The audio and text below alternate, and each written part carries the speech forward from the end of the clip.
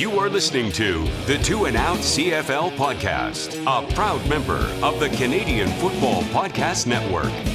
It's Travis Currah and Sheldon Jones. We have made it to the end of the 2024 CFL regular season. You know, when 2 out of the 4 games mean nothing, but 3 out of the 4 games are absolute bangers. Like, this week blew me away. Like, you go to the Edmonton-Toronto game, I did. A walk-off punt single in overtime. And it almost didn't make it out of the back of the end zone, by the way. Yeah, I was kind of confused why he didn't try to kick it out the side. But yeah. What a week of football we just had, but lots to go over. So let's just start with the big news that came out, I guess, Saturday, halftime, during the Bomber and Alouettes game, that CFL Commissioner Randy Ambrosie is set to retire in 2025. So obviously, huge notice going into next year. Probably a smooth transition. I don't know if there's any drama behind the scenes. Dave Naylor did bring up a recent vote where it was maybe suggested that Ambrosie should step aside. But man, what was your reaction to the news? Well, at first I was like, yeah, kind of makes sense.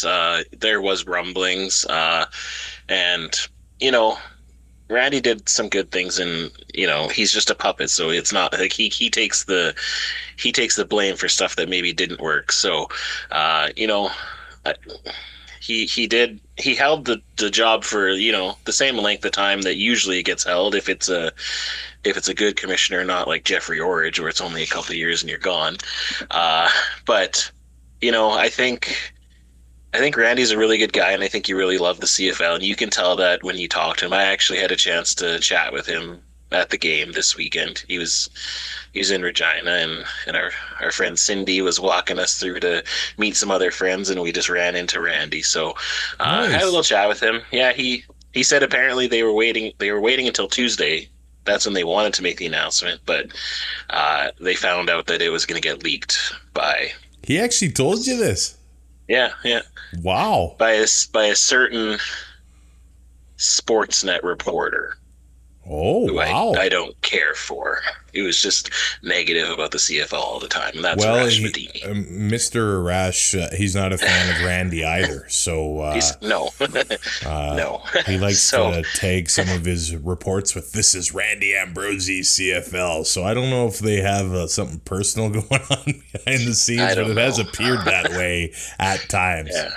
Yeah, so no, but that's the thing about Randy. Like, I think he gets a lot of flack for, being a car salesman and not giving the real story when it's like a tough story to deal with. But just from talking with fans at the game, like he's very honest. Like he said, it's time. He's looking forward to being a CFL fan again. That's the thing. He's like, I can't be a CFL fan. I can't. I stand talking to guys like you every day, every game. So he's looking forward to that. So good for him. I've been critical of some things, but I've also thought he's done a pretty decent job. He helped get 2 very stable, very good ownerships in BC and Montreal. So, that's probably going to be his big thing. I know a lot of people are going to talk about Genius Sports and the CFL 2.0 as, maybe not working out the way that they had hoped. But, I just hope that they're able to find somebody who's, charismatic and, loves the CFL as much as Randy did, obviously. And we've seen a couple names, maybe Mike Morreale, maybe, everyone says Dwayne Ford would make a great commissioner. But hopefully they can find the right guy or girl who can, lead the CFL into the future. Now, it's very interesting you say that about him, the car salesman stuff, being able to talk a lot without really saying much. That seems to be a requirement for the position, but had him on the show a few times, and there's always the story that he tells about when he was a player and talking to Ron Lancaster, and I think that is the real Randy Ambrosie when he's not putting on a front, and it was so cool to have him share that on the podcast. I think he was commissioner during a very difficult time, and he was the face during a very difficult time, during the canceled season and going into the House of Commons where it didn't really feel like it was all that prepared, and he was just going in there trying to make a case for the CFL. But we got through that, and there were times when I thought we weren't going to get through that and see CFL football and the way it's gone this year, the entertainment on the field, the good ratings other than CTV for some reason, and last week when it was, 3 meaningless games, but overall pretty good. We'll see how the playoffs go. They're on both CTV and TSN, so that'll be a real good barometer to see how those are going to go. But there were some times when, 4 downs were talked about, the XFL, that kind of thing. The schooners falling through. A lot has happened during his time. A lot of it does loop back to COVID. I think that did kill the Schooners Stadium project, but a lot of things have happened. Now, by the time he steps down, I think this will be the longest running CFL commissioner, which is crazy to think about. So I kind of just wanted to put this question out there. I don't know if there's an answer to it. And I know that they probably, they get paid a lot less than a Gary Bettman or a Roger Goodell, but those guys have had those jobs for decades. What makes the CFL one such a challenge to keep somebody in the chair for that long? Is it the pay? Is it something different with the way our league is built, being the bridge between the Board of Governors and the fans? It's just an interesting observation when you compare it to the rest of the leagues. Yeah, I think you got it pretty much on the nail. I think, I'm sure he does well for himself, but it's not millions like Gary Bettman or David Stern or any of those other guys. So that's certainly something. But I think the fact is that the CFL commissioner is way more hands-on than those other guys would be too. They're at, like, those guys may be at the games, but they're in the luxury suites. They're talking to the big wigs. They're not, like, Randy was literally just standing. He was in the Havana section, so I guess, a little bit pricier people or pricier tickets up there, but he was still there. He was down before the game inside the Harvard Lounge. So I think you're more accessible. And like he said, he said last night, he's like, I fly like 100,000 miles a year on just going back and forth to games. And he's like, I don't want to be in an airplane for a while. And so I think, Gary Bettman probably has a private plane that he gets flown around in and stuff like that. So I would say it's a big job. It's a lot of work, and you have to be super passionate about the fans. I think the most because of how accessible he is. I think those other guys they're just thinking only about the leagues, and they don't really, care about meeting fans, to be honest. So yeah, that's a lot of work for probably, good money, very good money to us, right? But comparatively speaking to the job that he's doing, it's probably not sufficient. Squeezing into a plane as an old offensive lineman probably gets exhausting. and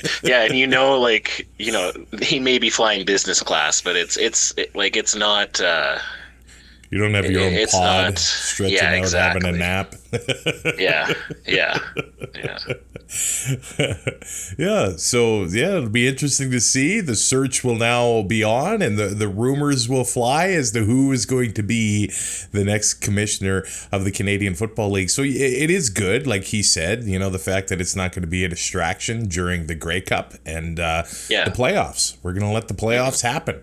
We're going to let them be exciting, and I think that's a good thing. Yeah, and it's like there could be rumors all day long about if the board told him to resign or to retire or any of that, but that doesn't really matter because it's not like they fired him. It's not like that's a big news story, breaking news. CFL they're letting him stay on. So and they obviously want his input in who's going to be the new.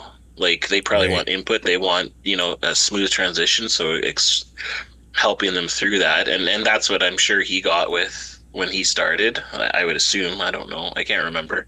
Was it Orridge right before him, or was there somebody before that? Yeah. So Yeah, maybe not.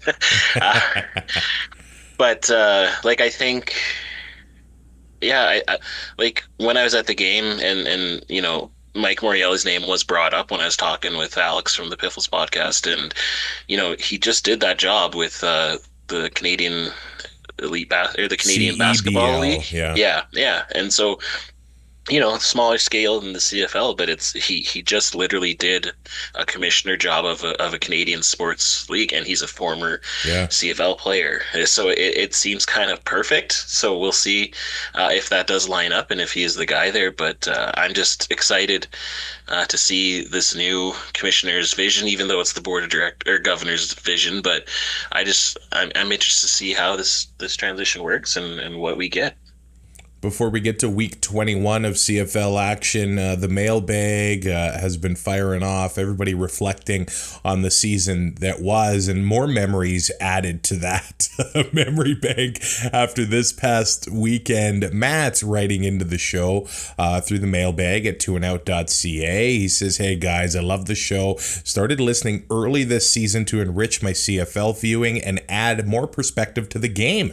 I ended up watching way more than my Roughrider and Bomber games, and I have to say, this particular season, along with your podcast, was unreal. A wild season made better by your podcast. Keep up the great work and enjoy the off season." That's so cool. I still find it amazing that this show started in 2015 and there are still new fans, sort of discovering the show and what we do, and that's so cool. The little community that we have built and do continue to build on Two and Out. I love this comment from Vicky on YouTube. She says, "Best 2024 season memory for Two and Out. Every week, you boys trying to pick the winners. Impossible task this year."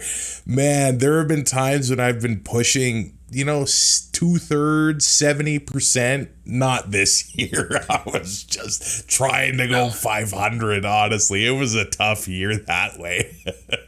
It was, but man, did that ever make watching the games exciting? Just because, the teams that we thought were going to win oftentimes didn't. And speaking of YouTube, actually, we had a listener, a viewer, I guess, come up to me at the game. Corey, he's on YouTube under Rocky. Oh, yeah. Something his name. Yeah. So he comments on a lot of our videos, and yeah, he introduced himself and we had a good chat. So it was really awesome. Again, if anyone ever sees me at Mosaic or, upcoming, we're going to the Grey Cup. So if anyone Sheldon's sees us, a mean guy and he says no to selfies and everything. Yeah. So no autographs, please.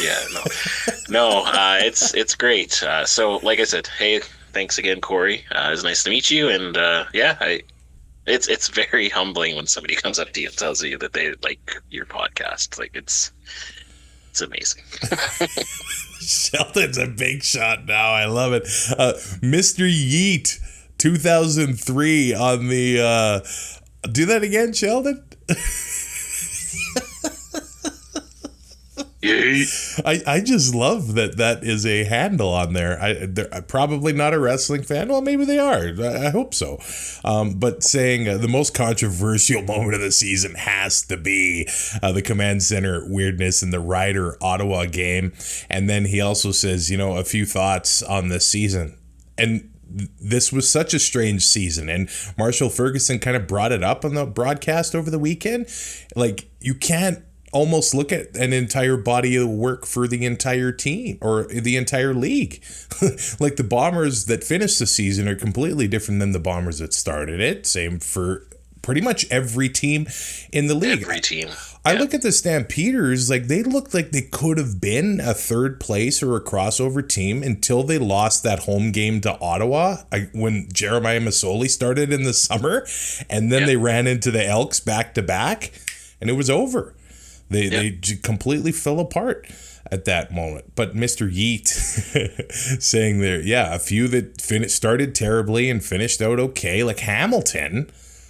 They seem to do this every year. Start 1-5, 0-4, and still win 8 games. Ottawa, being one of those teams who started out great, has fallen off hard, but they won the Grey Cup in 2016 as an 8-9-1 team. And I don't think many people remember that was enough to be first in the East that year, which is wild. So Mr. Yeet says, I'm not counting them out until they're out. And as for the West, I think the biggest things are Calgary playoff streak finally ending and Winnipeg's resurgence after a 2-6 start.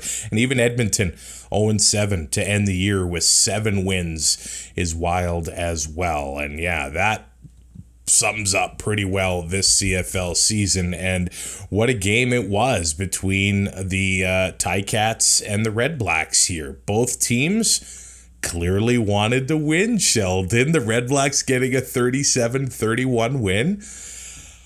I didn't watch this game until actually Saturday morning because I went to the Elks and Argos game, and I remained unspoiled.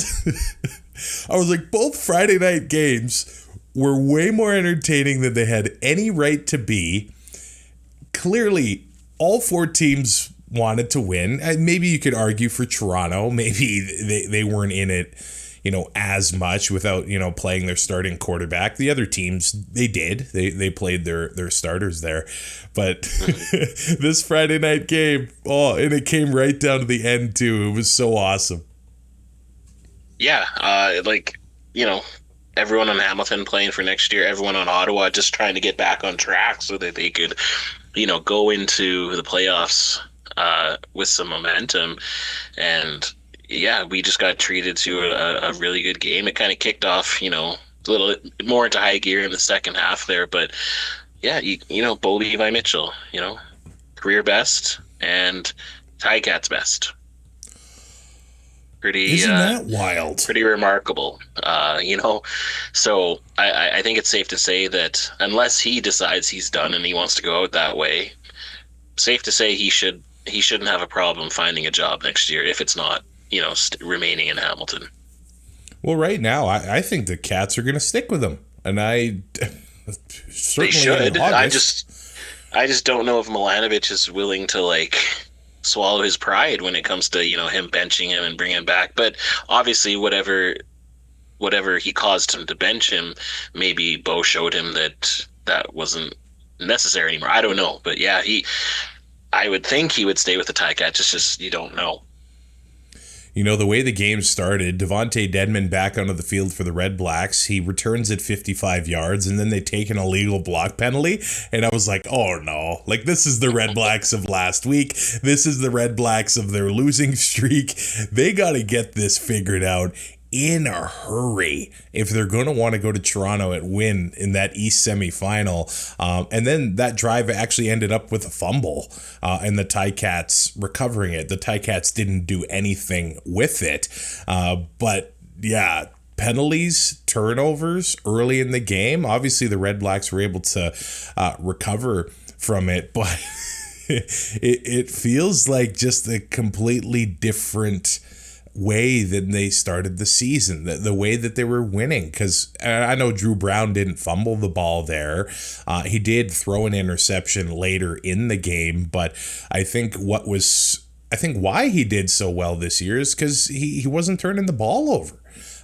For, a first-time starting quarterback to get the opportunity like that, if they're protecting the ball, that's half the battle, man. And you're making those good decisions. I think the future is bright for him and the RedBlacks there. And hey, they're back into the playoffs for the first time since they were in the Grey Cup in 2018. So they're building their way up, and they've stuck with, guys in the organization, like switching the GM to Sean Burke and switching the coach to Bob Dice. I think the players love playing for him.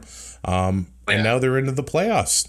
It's one and done now. Now you just got to show why you made it there.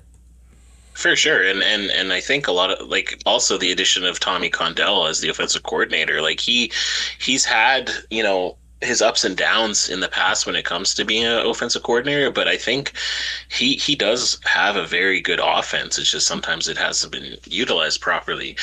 But obviously Drew Brown was able to buy in, and even in the games that Drew wasn't able to play in, Masoli, maybe didn't have the season he had hoped for once he got the chance there. But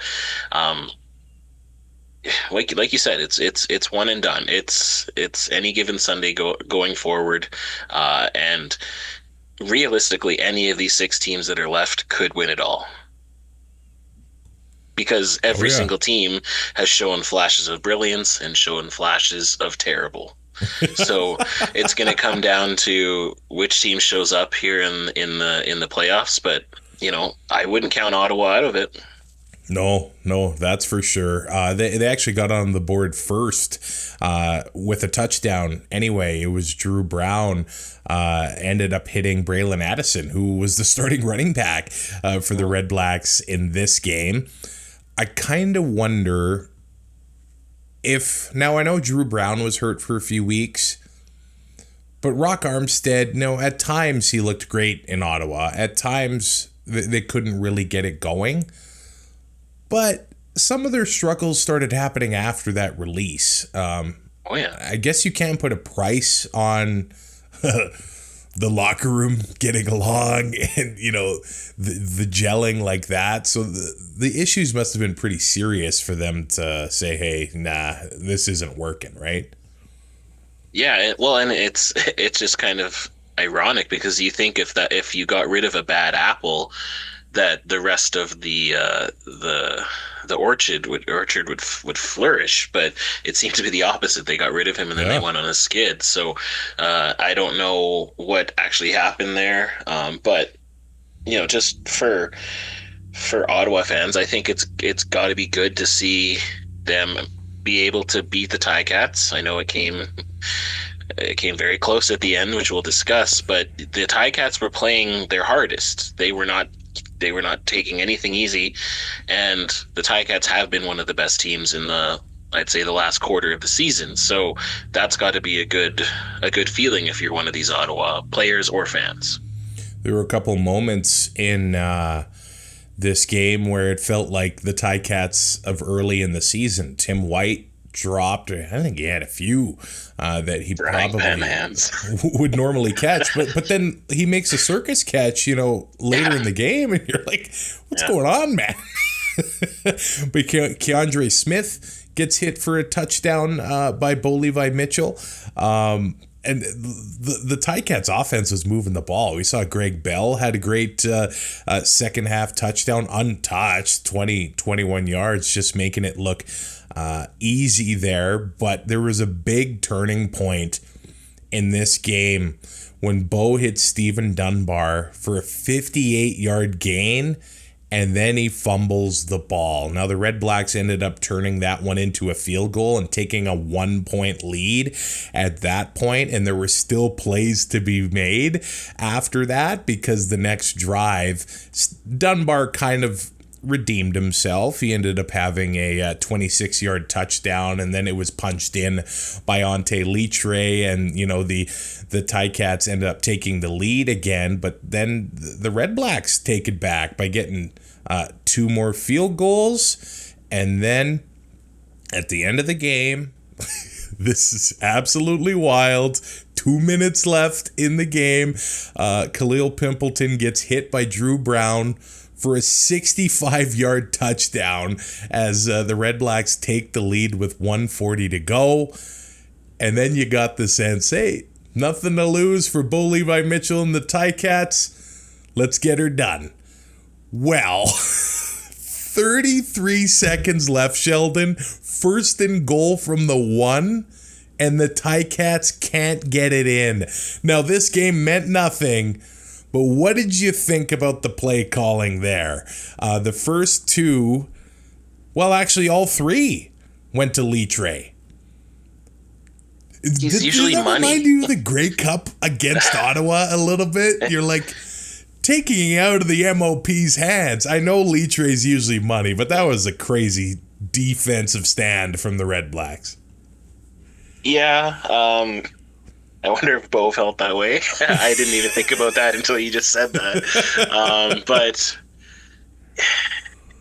you would think that odds are if you got 3 tries with Ante Litre, you're getting it in there. So I don't necessarily think they should have done anything different, but yeah, it's tough. Like, obviously, Ottawa, I get it. And Ottawa has a great defensive line, and so Yeah, I don't think that they did anything wrong. It just came down to Ottawa wanting it more than Hamilton right there at the end. Yeah, they just clearly wanted the win there. And I was thinking about that this season or this week. I think defense especially, it's tough to play half-assed. Like, even if you know that you're not going to be in the playoffs or you're not going to change anything with a win, but defense is like a thing where it's just a completely different mindset. You can't just, go out there and, I hope we do all right. You know what I mean? Yeah, I'm kind of laughing because I think the Riders knew how to do that this week. but the offenses, I'm saying, like, yeah, Edmonton almost had 600 yards. I know. Yeah, I know. It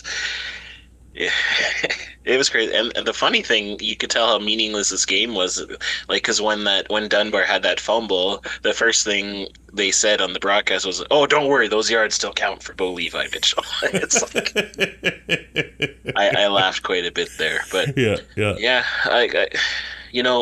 I just think that goal line stand there can do a lot for Ottawa's confidence when it comes to going into the playoffs. Like, I know it's hard to transfer momentum game to game, but right at the end of the game, when you stuff them and you get everyone fired up, like, I think that was really great for Ottawa going into the playoffs. Now, Stephen Dunbar Jr. ends the season with 75 catches, 1,159 yards, and 5 touchdowns. Dunbar ended up with a very nice season in Hamilton. So, I mean... Yeah, kind of like a comeback player of the year kind of season, I would say. Good for him. He had less than half that last year, over 13 games with Edmonton. But in this game, he had 180 yards, 9 catches. It was an entertaining game. 7 catches for Tim White, but they all seemed to be short ones. Oh no, I zoomed in. My eyes were failing me. 2 catches for 38 yards. 37 was the long there. So that it's going to be a question about Tim White too. He was one of the late signings in Hamilton. They paid him well. And was it worth it? That's a question that, Ticat fans will be asking over this offseason, and we'll see what happens with him this season. Bo Levi Mitchell, 25 of 36, a 69% completion percentage in this game. Nice. 425 yards, a touchdown and an interception, but Drew Brown, 445 yards, 3 touchdowns, an interception in this one. Jalen Acklin getting into the end zone, and I mentioned Khalil Pimpleton, 167 yards in this one, and the touchdown. Just an entertaining game that came right down to it. By the way, CFL Fantasy, this is kind of embarrassing. This was my best week of the year. It shouldn't happen this way. That's funny. But it did. I had 159 points in this one. I had Khalil Pimpleton, who got me 28 points, 28.9. I had Greg Bell, who got me 16 points in this one. And I had Trey Ford as my captain, 66.2 points in this one as the Edmonton Elks beat the Toronto Argonauts 31-30. I got to give a shout out to those Toronto fans that, man, they got a pretty strong road crew. It looks like they go to 18 games a year. The Ginger Argo, and he was in Edmonton recently. He was judging chili. I don't know if he came just for the chili contest, but he was back again for Argo's Elks. And then there's Daniela and Adam and Will, and man, those Argo fans, well done. And they had over 20,000 for that last game at BMO Field. And I know that the playoff game is going to be rocking this weekend against Ottawa. But going into halftime, 13-6 was the score for Toronto. Cam Dukes getting the start. A lot of Toronto's points were aided by Edmonton penalties, to say the very least. Like, let's look at the final penalty numbers here. The Elks had 14 penalties for 135 yards. Like, on the one drive, they had 2 roughing the passers that ended up in a Toronto touchdown. I think they had a roughing the passer later in the game. Were they all legit, Sheldon, if you remember watching from home? I can't remember me thinking that any of them were not legit. They have that mandate that they're looking extra hard at hitting the quarterback and the fines and stuff like that. So, yeah, I don't think anything was egregious. Now, what did you think about the way that Edmonton handled the quarterbacks in this one? Now, in the first quarter, Trey Ford hit Mathis for a 3-yard play, but then the very next one was Javon Leake for 67 yards. He was gone. He went directly to the house. So the Elks did take the lead earlier on, but Blanchard missed the point after attempt. So that's why Edmonton only had 6 at halftime there. But they take Trey out of the game and they put Jarrett Dagey in. So at that point, I thought, Edmonton's just going to evaluate the rest of the way, and this is going to be a pretty boring game. But then halftime rolls around, and Trey is back in. I just found that interesting. Yeah, I don't know if they just really wanted to see what Daggy could do, I guess. But, I was kind of puzzled by that myself. But to be honest, I'm really glad they put Trey back in there because he made it for a very entertaining second half. Yeah, I mean, he was clearly there to put on a show and to have a great game. For 9 other teams, I think, or 8 other teams, I think. Yeah. He looked great, obviously, in this game. 16 of 25, 3 touchdowns. He didn't turn the ball over. He also had 6 carries for 81 yards. So he definitely was there to put on a show. You could tell the receivers were having fun. I mean, Javon Leake, that big touchdown. Zach Mathis, a big boy, getting on the field for a touchdown. And Geno Lewis wraps up the last half of the season with a touchdown in every single game. 5 catches, 88 yards. There is a very good possibility that could be 87's last game in Edmonton as well. So he was putting stuff on tape as well going forward. As for Toronto, it did look Go ahead. Sorry, he also tied Milt Stiegel's record, or second place for most consecutive games with a touchdown. Wow. At 8. So, depending on how he starts out next season, if that continues, then I don't have in front of me what the actual record is, but Feed 87 the ball. Feed 87 the ball. And we did hear before the game, right, that Justin Rankin has been extended by the Elks, so he's going to be back next year. In this one, he was quiet, 4 yards a carry, but he did get a touchdown. It wasn't like, the 8 yards a carry, but we know that's also not sustainable. But good for Edmonton fans knowing that they're going to have him in green and gold in 2025. Yeah, and I guess it kind of ends, Kevin Brown's tenure because he was on the practice roster, and so he's a free agent now. So, interesting because, last season he had such a good season, and then the start of this year it seemed like he was going to be the guy, and then it just never really worked out that way. But when you have Leak and you have Rankin and you have Trey Ford, and there's only one ball. But Rankin and Leak definitely took advantage of it this year. So good to see Rankin get, another chance next year. So the second half starts. Edmonton gets the ball. Now, of course, Luchez Purifoy has a 31-yard return that's nullified by an illegal block penalty. But the very next drive, starting from Edmonton's 10, Javon Leake has an 88-yard rush. So I think this year, like he did in Toronto last year, we're expecting Javon Leake to have an impact on special teams, but most of the impact he had was on offense. Now, when you have an 88-yard rush, you have to hope that drive ends in a touchdown. It didn't. Edmonton had to settle for a field goal on that one, but Javon Leake clearly showing that, yeah, he can make the big play on O as well. Yeah, he's I kind of want to, like, they need to make up an award for him this year just because of how entertaining he's been. Like you said, and myself included, I was like, oh, he's just gonna, keep doing his returns, and maybe they'll throw him in every now and then as a gadget type play. But no, when he got his number called on, and I just remember live when Edmonton came to Regina, and just when he broke off those two 60+ yard runs, untouched. He's a special player.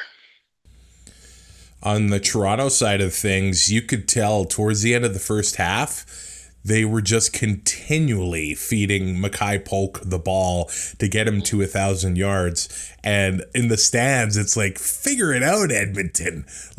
Clearly it's what they're doing, but they couldn't stop it. Yeah. So why not just keep going for it? Mackay Polk got there.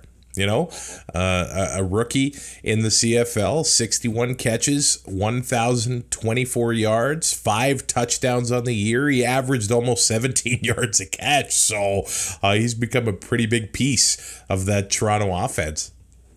Yeah, it's kind of reminiscent to me of, I went to go watch some high school football this weekend because one of my staff members was playing, and it's just the same thing. The high school teams, they have one or two guys that always are going to get the ball, and you just can't seem to cover them.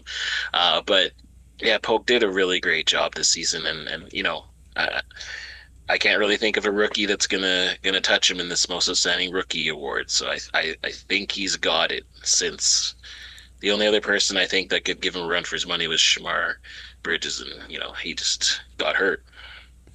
Now the Elks start the fourth quarter down 20-9. And they do start that quarter by receiving a punt, and Geno Lewis gets the touchdown there. 11 plays, 96-yard drive for Trey Ford and the Elks, 7 minutes off the clock. That was a big moment. In this one, the defense coming up with a stop. Next drive, Justin Rankin, the touchdown. They get the 2-point conversion, 23-20 Edmonton. It appeared they had all the momentum in the world. It did. It did. That's all I can say. That's all I got. It did. And what did Nick Arbuckle got into limited games this year, but I think he's looked all right. I don't know if it was being back with Ryan Dinwiddie, not having all this pressure on him as the starter, but he did play in this one. There was an interception at the end of the first half. The Elks didn't do anything with it. They just kind of kneeled the ball out there. But Nick Arbuckle engineers a touchdown drive. After this, 1:50 left in the fourth quarter. He hits Deontay McMahon for a touchdown. And then things got testy. You can't tell me that these games didn't mean anything to either player, because David Ungerer was getting into it with the defense, and he's the one that actually took the penalty. And Edmonton doesn't do anything with it. They kill 18 seconds off the clock. They turn the ball over on downs right at midfield, and people start leaving. Not many people came to this game, but they started leaving. Well, Edmonton's defense gets the big shot. They get the ball back with 49 seconds to go, and Edmonton's offense was too good. They hit Geno Lewis for a 50-yard gain. Then they hit Zach Mathis for a 40-yard gain. 90 yards in 15 seconds. Toronto down by 3, gets the ball with 34 seconds to go. And what do? Kick the tying field goal at the end of the game. End of regulation, I should say. I really thought, Sheldon, that Toronto was just going to go for it. I mean, the game didn't mean anything to them. I really didn't think they'd play for overtime, but they did. Well, yeah, but it kind of makes sense because they still have something to play for. So at least if they're going to go to overtime, they can still kind of practice their overtime, maybe call sheets or something like that. Sorry, I got to go a little bit back because I forgot to mention this when you were talking about it. But on the Rankin touchdown, I don't know if you guys noticed in stadium. I don't know. I don't remember which receiver it was, but he didn't have anyone to block, and so he was just standing at the goal line, watching the big screen, watching Rankin go Really? in. And he was just going like this. Yeah, it was hilarious. I just completely forgot to mention it before. But back to Toronto. Yeah, I honestly, while I was watching it, I was like, really, you're going to play for overtime? But it does make sense, just to practice in another situation while you're going into playoffs. Now, they didn't get to practice much. Let's just say that. Because Kevin Mattel, there's an incomplete pass to him. Toronto takes an unnecessary roughness. And Huge. then Liram Hajrullahu misses a 49-yard kick. So there wasn't really that much extra reps for the Toronto Argonaut offense. And then one of the best endings to a football game I've ever seen. Justin Rankin runs for a yard. Trey Ford misses Geno Lewis. And then out comes Jake Julian. And I'm like, what? They're really doing this? I've thought that coaches should use this at other points in the season, but we're going for an overtime win by attempting to punt the ball through the end zone. Now, I don't know if that meant Blanchard had a missed extra point earlier in the game. I don't know if there was that factoring into this. But David Ungerer was back there, and he almost kept it from going out of bounds. And the walk-off punt single for the Edmonton Elks, like, that is a way to end a season. Yeah, and it's way better than getting your field goal kicker out there and missing a field goal to win. So this is strategy. In a perfect world, I'd still love if it had to be downed. If it does go straight through, it's not a point, but this is better than missing a field goal. And I think it's quite ironic because even though it's a nothing game, there was Argo fans who were pissed off that they lost this way, yet they beat the Riders with a walk-off Rouge missed field goal. So I think it's kind of ironic. I saw some Argo fans calling them out. Oh, yeah, I saw people who were such a stupid rule. How can you win like that? Obviously, either not knowing that it happens, so maybe they aren't real fans, right. But I saw a little bit of it, and it's just kind of ironic. But, uniquely Canadian. I can stick my flag in the Rouge for this way. I loved it. Hey, the guy touched it in the back of the end zone, too, so... Oh, he did, yeah. He tried to bat it into himself, yeah. So that, if he that was is 6'6", he might have been able to make it happen, Well, maybe if he timed his high point a little better. Right. But he had to be careful because if he would have landed on the white line before he goes out. But, it is interesting, though. This is 2 games in the league now that have in this season that have ended this way. So I wonder if they will tweak this rule now. Or we'll have to wait until it happens in a Grey Cup or a playoff game, and then they'll tweak it for sure. Now, we go on to Saturday. Yes, we do. Like, do we just fast forward to the end of this Bomber-Alouette game? So, if the Bombers tie or win, they clinch the West Division. Mm-hmm. Well, they do win. 28-27. It certainly wasn't a convincing win. Montreal was definitely trying to get that offense rolling, getting into a little bit of a rhythm. And I would say that they did. Cody Fajardo, 80% completion percentage, 16 of 20. He had a touchdown, didn't turn the ball over. Walter Fletcher, 12 carries for 53 yards, and he had 41 yards receiving as well. I guess the big thing here was that Montreal's defense was forcing Winnipeg to settle for threes. Sergio Castillo had 7 field goal attempts in this one. He did miss 2. Now, the one earlier in the game would come back. The one later in the game, can't blame him for that miss one bit.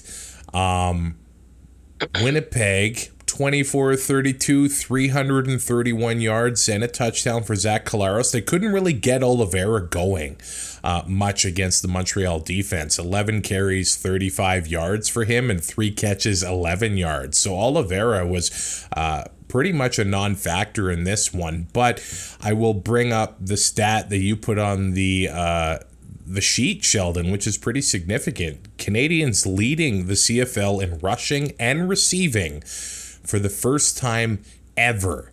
Justin McInnes, 1,469 yards.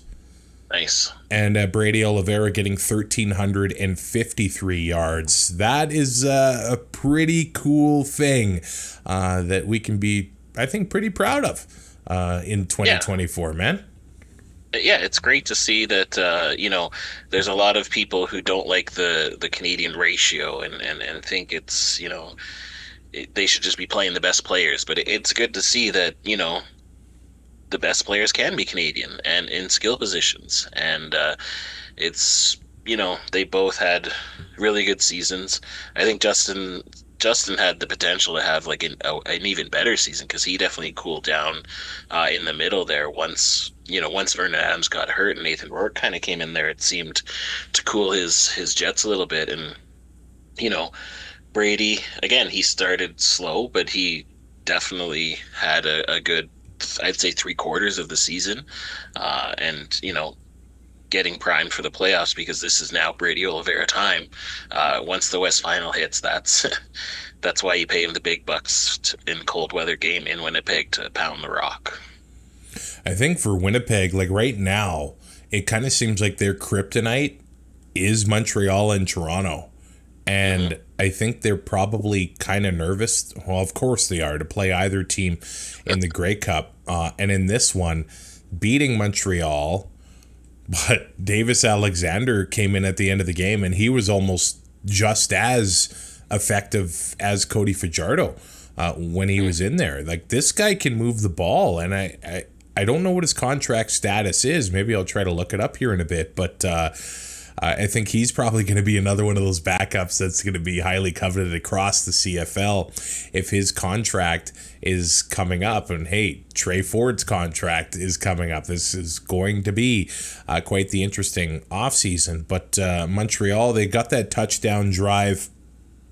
It was in the second quarter. Charleston Rambo, man, a great catch for him. The 13-yard touchdown there after Keon Julian Grant got hit for 26 yards and Tyler Sneed got hit. And Sean Thomas Erlington with the big 30-yard gain in this one. He was tackled eventually by Tyrell Ford on that play. Did you think that first drive that Montreal had, that interception that got called back was worth another look? It looked to me almost like Tyrell Ford had control of that ball. It was very close. I could have seen it going either way. But yeah, it was close. Yeah. I know he kind of bobbled it, but it looked like he secured it against his leg, at least to me. Yeah. Anyway, it didn't affect Winnipeg at the end of the game. They kept on winning. But man, there's just field goal after field goal for the Bombers. And I kept watching this game because the third quarter starts. Cody Fajardo comes out and they engineer another touchdown drive against Winnipeg. Cole Speaker with a big catch for 47 yards. Walter Fletcher scores the touchdown. They go 84 yards. It's 20-9. For the Montreal Alouettes, and I'm thinking, this isn't happening. Well, it was happening, and then my brother-in-law sent a text to our family group chat saying, Montreal's got this, and I was like, shut up, you jinxed them now. More on that later. This is the ultimate jinx. This is the ultimate football gods thing that happens later in the game. I don't know if this has ever happened. We'll try to get there. This is insane. So Winnipeg gets another field goal. Finally, they break through the end zone late in the third quarter when Nick Dembski gets hit for a 9-yard touchdown. But that was after that 72-yard catch by Kenny the King, who, by the way, was also in my fantasy lineup with Geno Lewis and Brady Oliveira. So, man, I 159 points.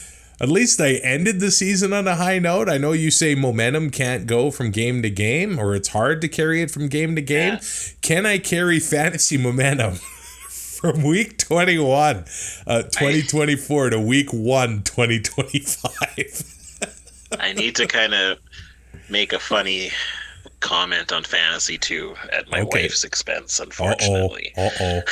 So we're sitting there, and Tammy, she loaded up on Riders this week because she thought that the game. I think she had a feeling that Winnipeg was going to lose, and so she loaded up on Riders. And after this happened, I'm like, she's like, I told her that Harris wasn't playing and Ouellette wasn't playing, and so like she had to adjust her lineup pretty significantly, and so she had a rough week. Whoa! But and so that's why I said that's why I don't ever take the Riders unless I want them to jinx them a little bit. Because I took Zach Collaros this week thinking it was going to jinx him, and it kind of he didn't have a great game. So my fantasy jinx is still there for anyone who's looking for it next season. Just hit me up. Now, at the end of the third quarter, and I thought it was weird that Winnipeg scores that touchdown. 18-20 is the score in favor of Montreal at that point. And Winnipeg didn't bother going for the 2-point conversion at that point. They just went for the point after. So it's 20-19 for Montreal. Davis Alexander comes into the game, and what does he do? He gets the Alouettes into the end zone. 26-19 is the score. Well, then the Owls take an 8-point lead after kicking that extra point. Now, this is just insane. Winnipeg gets the touchdown. Then they don't get the 2-point conversion. It's 25-27 Alouettes. There's about 8 minutes left in this game. And let's just say that Winnipeg had opportunities here. They did. They had possessions. They couldn't really make anything happen with it. And then it was that 1:19 left, 2nd and 10 on the Montreal 53. Zach Collaros hits Ontario Wilson in open field. It would have been probably close to a first down, but at least yards closer to that field goal, and he drops it. So out comes Sergio Castillo for the 61-yard field goal attempt, and it misses. I can't blame him for it. And the Harvard Lounge in Regina at Mosaic Stadium went wild. And then my brother-in-law texted the family group and said, "Oh, okay, now the Alouettes got this for sure." Oh.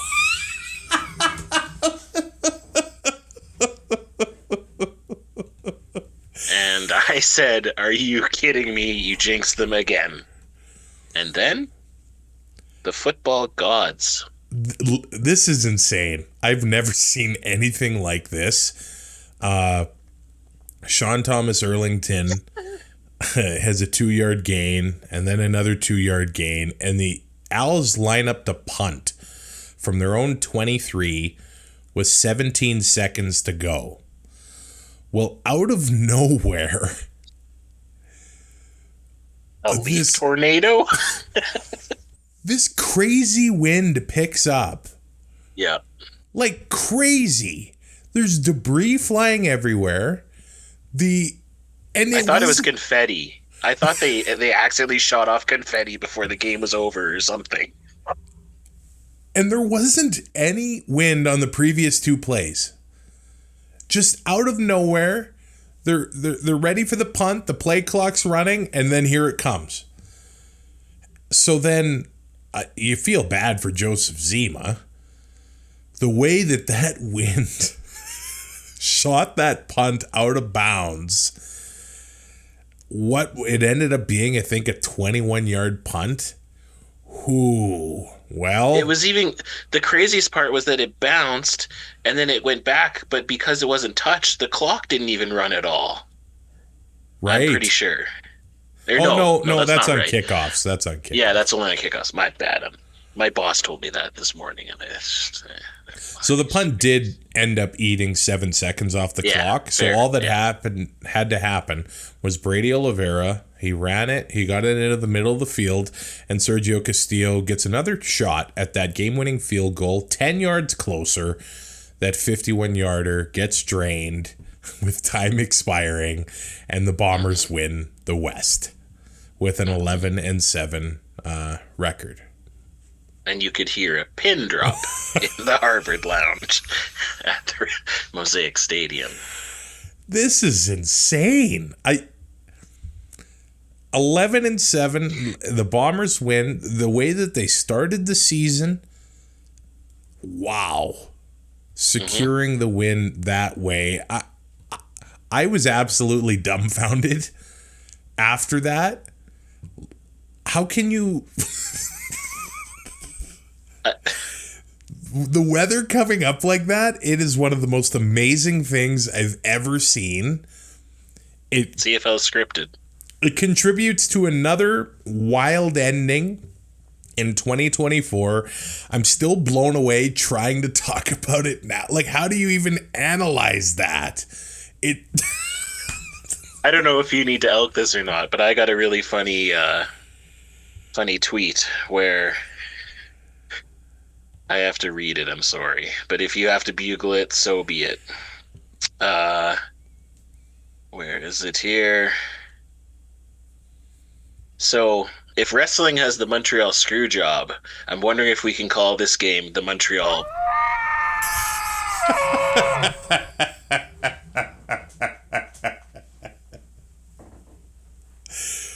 Well done. Yeah. Well done. Yeah, that is the craziest end to a football game I've ever... Like, we talk about crazy weather games in the CFL.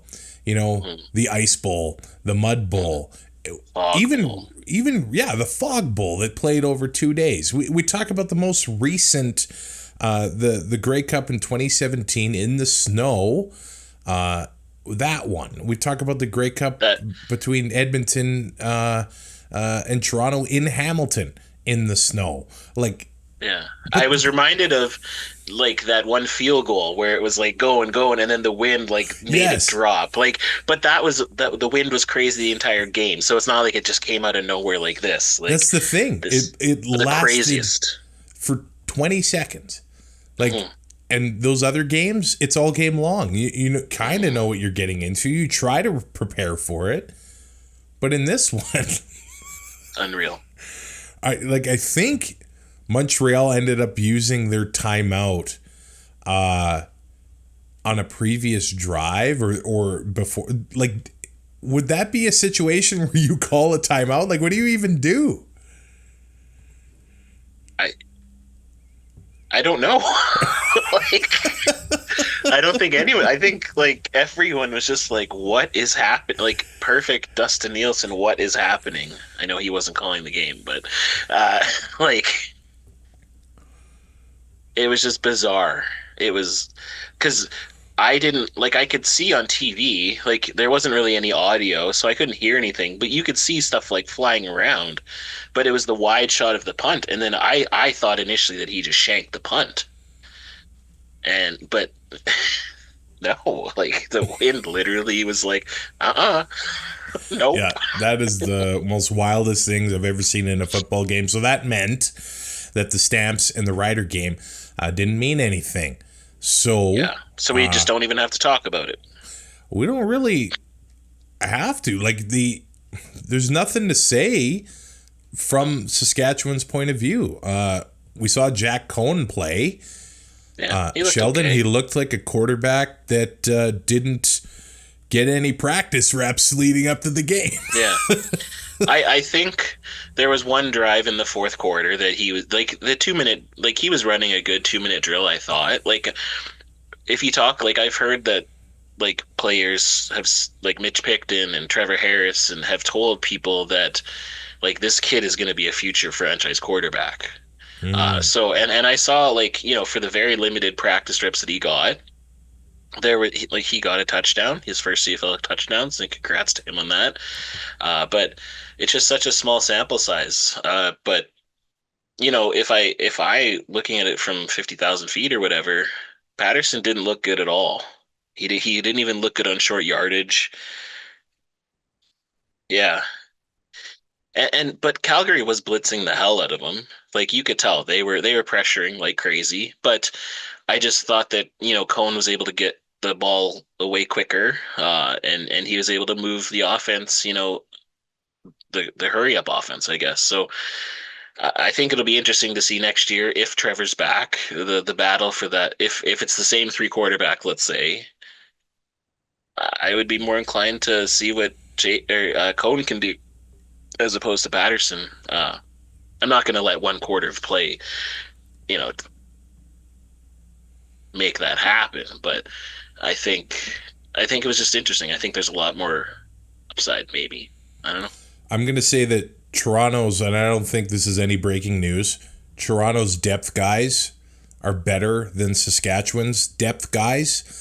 Yeah. But it was just interesting to see how different playoff teams approached going into the playoffs. Like Ottawa, they clearly wanted to win, and it didn't mean anything to them. And Toronto, I know that they played their backups and they wanted to win too. So did you like the way that they didn't even bother?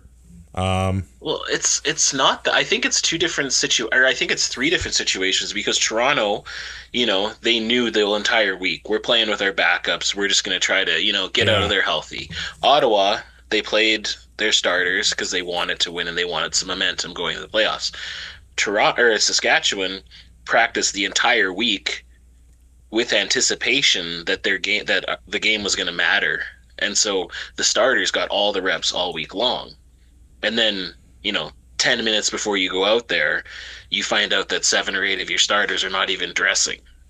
So it's hard for me as a Rider fan to really take anything from this game because none of these, like the majority of these players who were starting weren't getting starters reps in practice all week long. So it's kind of like sandlot football at that point. Like I know the cliche is you're supposed to always practice like you're going to start every week, and that's fine. But it was like it wasn't only like missed throws. It was like throwing to completely. Like the receivers and the quarterbacks they didn't know what they were doing out there. Well, and tackling was terrible too, and the defense, like the joke I made before, like the Riders' defense didn't look like they were really trying their hardest. I'll put it that way, but I don't know. Like I don't think anyone ever goes. I just out had there the Montreal Alouette like style wind outside my car. Did you? I was like, what's happening? I was like, is there a moth in Travis's house now? But yeah, I get what you're saying about the Riders. Yeah. So I think the really bad thing though is that this is going to hurt walk-up sales for the game. Because there's going to be a lot of fair weather fans who just see that and be like, "Oh, they suck again. I'm not gonna waste my money." So well, and there's always going to be talk that it's not sold out in Regina. I'll tell you this: most semifinal games across the CFL, they don't sell as well as the division final. They just don't. Oh, I know. It's just the reality of it. Yeah, and it's just. Yeah, like we're getting to the point where everyone has a 50-inch screen TV at least. Everyone is sitting at home, and if they want to save money and cheap beer and pizza and do I want to be at the game? Absolutely, but not every fan is like that anymore. And everyone's like, people are saying, "Oh, Mitchell Blair was right. Rider pride is dead." And it's like, no. It's just different. Ticket sales is not the only indication of a fan base, right? So, yeah, I don't know. I think a lot of Rider reporters get a good week out of this because they see the team did bad and now they can put their stories out there and change their narrative. But I don't take anything of this game. It was just dumb. The only thing I take out of it is I hope Dave Dickinson was like, wow, Jake Mayer's a hell of a quarterback. Let's re-sign him.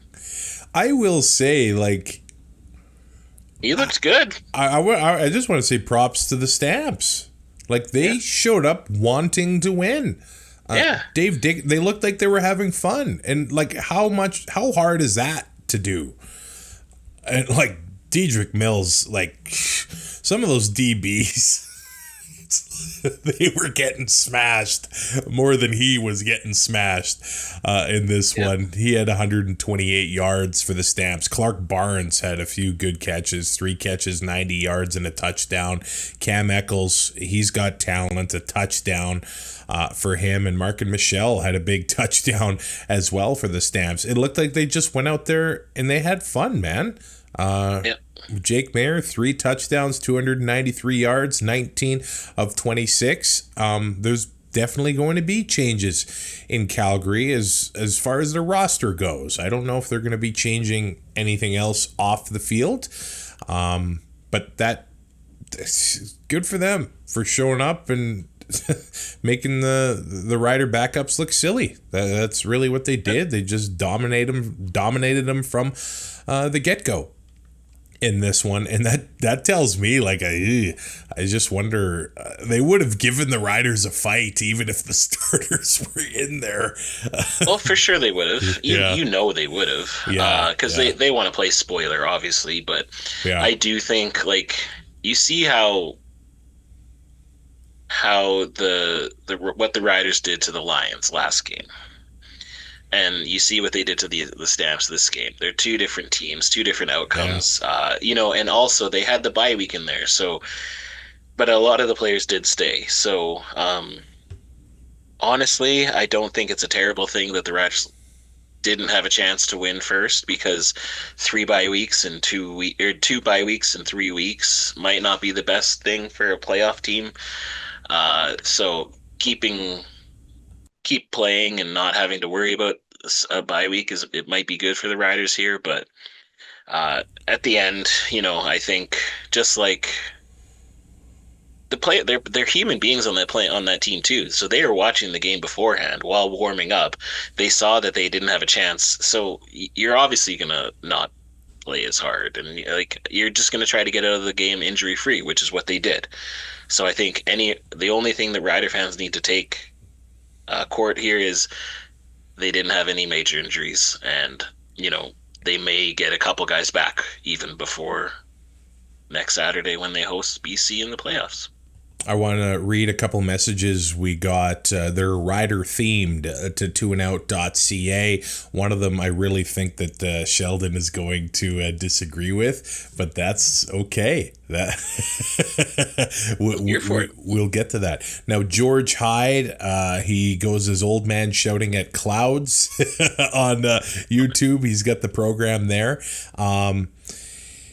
He was listening to last week's episode, and he said you were talking about Logan Ferland as maybe being the most outstanding lineman in the CFL, and he said, in my opinion, if the voters are paying attention, he should be a shoo-in for the most outstanding offensive lineman award. In addition to everything that Two and Out has covered, there's the fact that with all the injury adjustments the Riders were forced into, he played every position on the O-line this year. He did not start at every spot, but he did play a significant portion of at least one game across the board and played at starter quality in every spot. I don't remember seeing that in my considerable years watching the CFL. In the interest of full disclosure, if this email allowed attachments, I'd send you a pic of me proudly wearing my number 63 Logan Ferland obsidian green jersey. Thanks again for all the high quality infotainment. Gotta catch the rest of last week's pod now. I think that's a pretty solid observation. Honestly, Ferland is in my top 3 people that I'm gonna get on my obsidian when I get one. Nice. And don't you think that is awesome for somebody that did not play U Sports football? Regina Thunder straight to the CFL since 2019. The growth that he's experienced since then is awesome. So good for Logan Ferlin. You got to feel good for that. Now, this last email I'm going to read comes from Bart.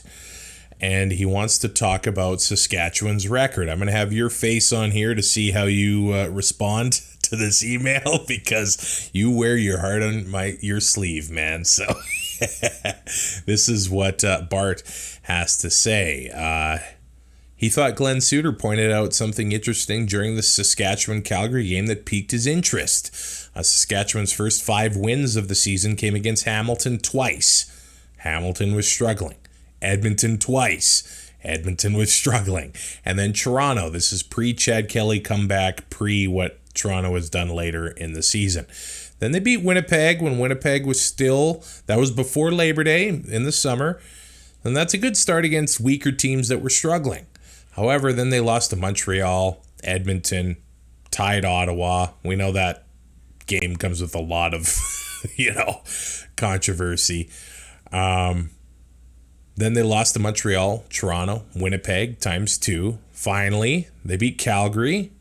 Calgary fell off. They beat Ottawa in the midst of the 4-game losing streak, and lost a meaningless game to Calgary because they pulled their starters. The bottom line is they tended to beat the weaker teams, and team strength varied throughout the year, and this favored Saskatchewan a great deal based on when they played the teams, like Edmonton.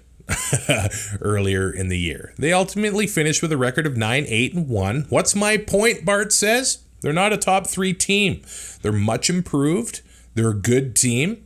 They're world beaters compared to Calgary, the team that Bart cheers for. But power ranking wise, they don't belong in the top 3. The playoffs will sort this out, but I think objectively, Saskatchewan is a much improved middle of the road team, and they'll struggle to get to the Grey Cup. Let's see what happens the next 2 weekends and see if I'm full of it or not.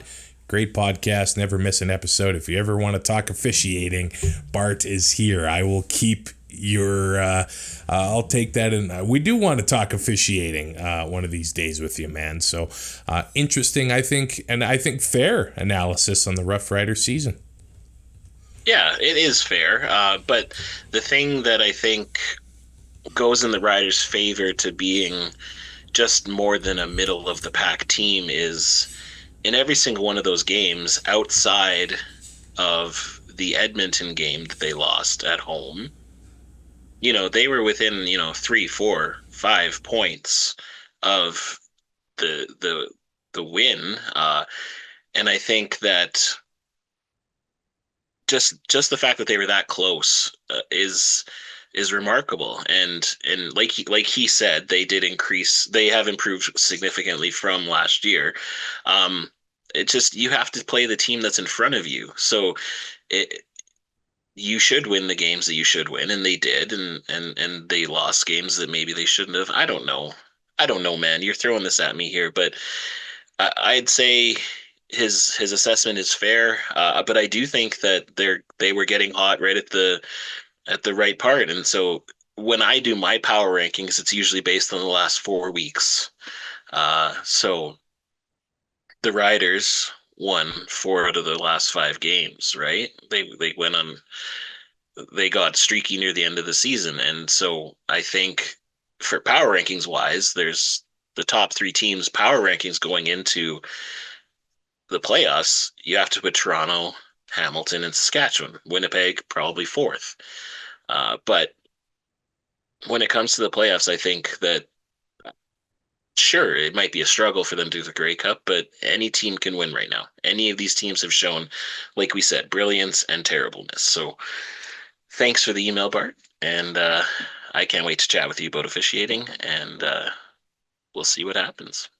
I think I'll point out when the Riders started struggling, it was when Shea Patterson was starting.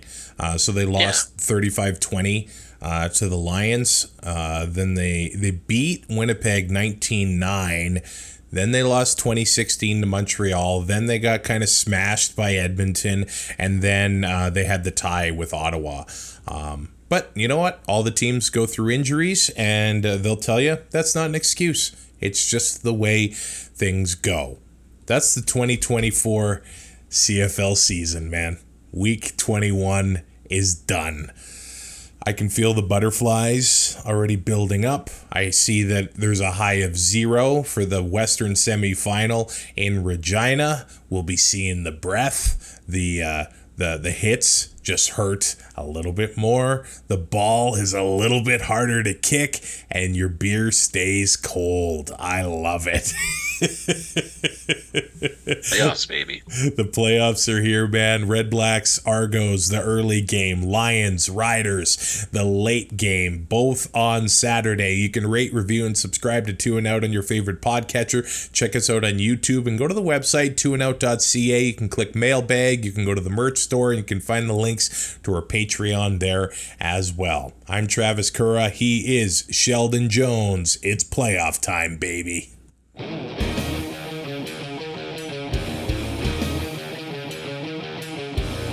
Thanks for listening. Find more great shows like this at CF Pod Network on Twitter.